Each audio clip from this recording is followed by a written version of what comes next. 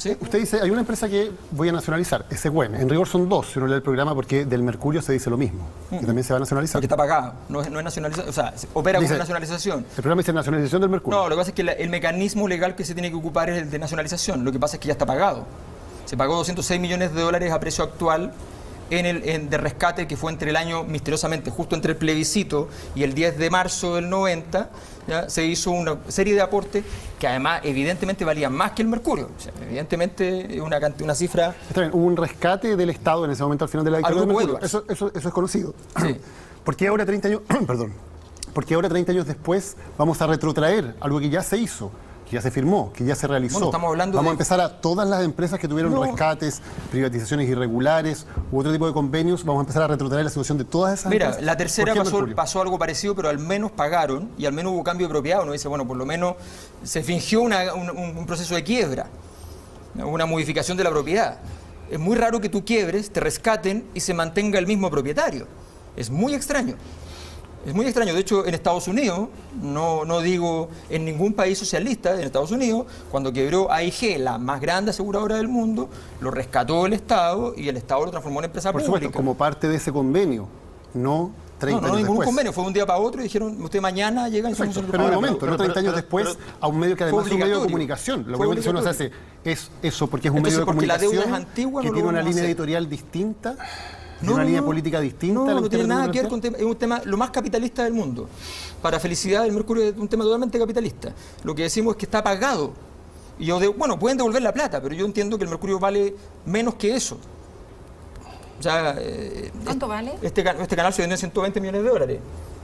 Un canal de televisión hoy día tiene bastante más peso, más presencia, más relevancia que un periódico. Por tanto, nos parece que, bueno, supongamos que vale lo mismo, supongamos que un poco más, 150 le pagamos por la historia. 30 años después el Estado dice, hicimos un mal negocio en ese momento. No, ¿qué negocio? ¿Así que no es válido? No, fue fraudulento. Es lo mismo que el caso de Soquimich. Hay dos casos, hay que ir a la justicia, hay dos líneas, hay dos líneas, bueno, no sé, ya no se hizo justicia, prescribió, nosotros vamos a marcar líneas divisorias. Pero eso va a hacer justicia por decreto. Así es, vamos a hacer en estos dos casos vamos a hacer justicia por decreto porque decimos, hay una línea divisoria que en Chile no se ha marcado, que es el caso de lo que es decente y lo que es indecente. Esto no puede ser. Llamaron al tipo, aquí la historia están siempre con la siguiente y la gente no la sabe. Aquí llamaron al señor Álvaro Bardón, que era vicepresidente del Mercurio. Se fue al Banco Estado. Llegó al Banco Estado y lo que hizo en todo ese proceso fue un conjunto de operaciones para rescatar el Mercurio, donde volvió después del 10 de marzo. Todo esto entre el proceso que nadie iba a poner atención porque era plebiscito, luego el plebiscito del 89, elección presidencial parlamentaria primera, cambio de mando el 11 de marzo. Ese día se acaba el proceso. Estar totalmente de acuerdo con ese análisis histórico de lo que pasó en ese momento, que probablemente es muy acertado además, pero entonces, muy distinto es 30 años después saltarse la institucionalidad y arbitrariamente desde la presidencia decir a ustedes... Y a ustedes los nacionalizó, algo que tampoco está en la ley. Pero a mí usted dijo una frase que me llamó la atención, dijo, en estos dos casos vamos a hacer justicia por decreto. ¿Es esa la forma de hacer justicia? ¿Es esa la forma, más allá del juicio histórico que uno tenga sobre ese tema? Es que como no puede principio, ser más allá del juicio histórico. Es que no, porque no se da en el aire, también se da en un marco institucional. Tú me puedes decir que sí. No, el que marco eso, perdón, existe. El decreto es un parte de un marco institucional. Pero deja de hacerte la pregunta completa. Tú me puedes decir que sí y me desarrollas la idea. Pero hacer justicia por decreto va a ser una tónica en un eventual gobierno tuyo, en estos dos casos y en algún otro más. ¿Sería una excepción o a futuro podría ser de nuevo? Porque si te parece válido, a lo mejor a futuro hay otras cosas que te parecen válido hacer justicia por decreto. No, pues estamos diciendo, hemos revisado todo el proceso histórico, entendemos todo lo que ha pasado y decimos que estos dos casos nos parece que efectivamente es necesario dar una señal política al país. Una señal política significa que efectivamente tú muchas veces vas y dices, ok, esta señal no se da simplemente siguiendo un protocolo estable, sino que te saltas ese protocolo estable para decir, ¿saben qué? No vamos a permitir ciertas cosas en Chile. Y es por este tipo de falta de señales políticas, donde efectivamente se fue diluyendo la línea divisoria entre lo que iba a ser la transición a la democracia y lo que fue sencillamente seguir el modelo económico anterior. ¿Cuánto de la plata original que en las finales del gobierno de Pinochet le pasó al Mercurio queda todavía por pagar? No, ¿cómo queda por pagar si no...? Por eso, pero de la plata que le pasó, si tú dices, esa plata, según lo que vi en tu programa, esa plata fue calculada de acuerdo a básicamente lo que valía o la tasación que se hizo del mercurio. Fue calculada a partir supuestamente de la deuda que era el grupo económico, en rigor, que era el mercurio. Ok, ¿y esa plata fue prestada por el Estado o fue puesta por el Estado sin retropago? ¿Fue como la deuda subordinada a los bancos o fue como un regalo? No, fue como la deuda subordinada de los bancos, pero no quedó en propiedad como quedó en propiedad en el caso del Banco de Chile. Ok, ¿y esa plata, si que fue prestada, ha tenido devolución? No, pues. Nada. No, pues. Por lo tanto, esa plata es deuda. Es deuda. Por lo tanto, lo que tú estás diciendo es... actualizar la deuda. O yo esa deuda la llevo a propiedad o esa deuda me la pagan ahora. O me la pagan. ¿Y si es que te la pagan? Bueno, ya no hay nada más que decir, pues te pagaron. Hacemos la BBC de otra manera. Pero lo quieres juntar con TV. Tú dices que el Estado nunca ha exigido ese pago de lo que se pasó en el 89-90. No lo exigió.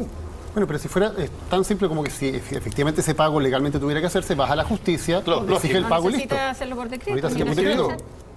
No, pero sigue estando pendiente el pago, no te lo han pagado, por lo tanto sí que... Puedes hacer un caso. Puede hacer un caso y que probablemente es interesante que te devuelvan la plata. Sí, ya que se trata, tú has hablado de las señales políticas, sería bueno en estos años en que estamos entrando al siglo XXI, que no mandáramos señales políticas, claro, que no mandáramos señales políticas como la de Luis XIV, el monarca absoluto, que manejaba su país como un patrimonio personal, el Estado soy yo, y a los que no les gustaba con una letra de caché los mandaba a la Bastilla y tomaba decisiones por decreto.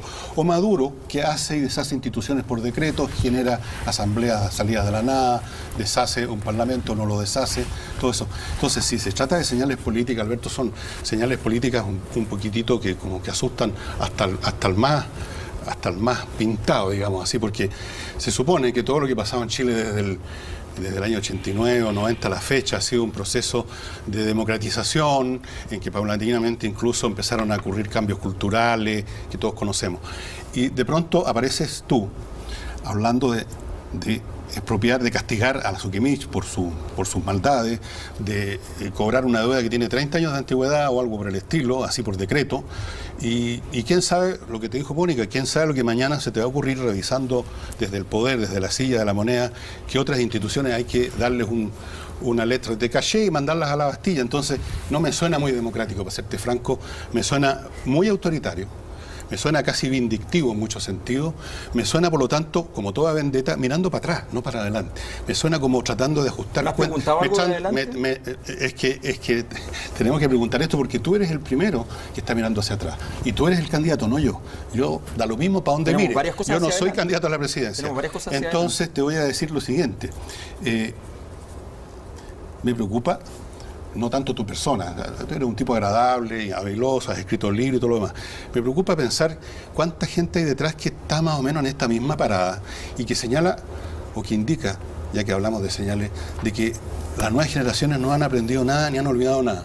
Y estamos poniéndonos en las mismas, o están poniéndose ustedes en las mismas posturas maximalistas que no hacen otra cosa en Chile y en todas partes que conducir al desastre. Y eso es lo que estoy viendo aquí, porque esto de venir, bueno, las dos o tres cosas que hemos conversado, Alberto, la expropiación del 20% con cantidades, como te señaló Daniel, muy grandes, a ojo de buen cubero. Después el tema son miles de millones de dólares. Miles de millones de dólares. Fíjate que en este gobierno, con la pura reforma educacional, que era el caballo de batalla, ahora ya es un caballo muerto de batalla, ¿eran cuántos? ¿8.000 millones de dólares que se necesitaban? Y no han podido, no tienen de dónde sacar las platas para cumplir esas promesas que hicieron. En esto tú tienes razón, hicieron muchas promesas que no han cumplido. Por lo demás, es parte de toda... Es oficio de todo político hacer promesas que después no puede cumplir. Eso fue una parte, tú lo sabes perfectamente. Entonces, vamos a ver. De todas formas, veo un poco improbable que tú seas elegido. Tienes que hacerte una pregunta.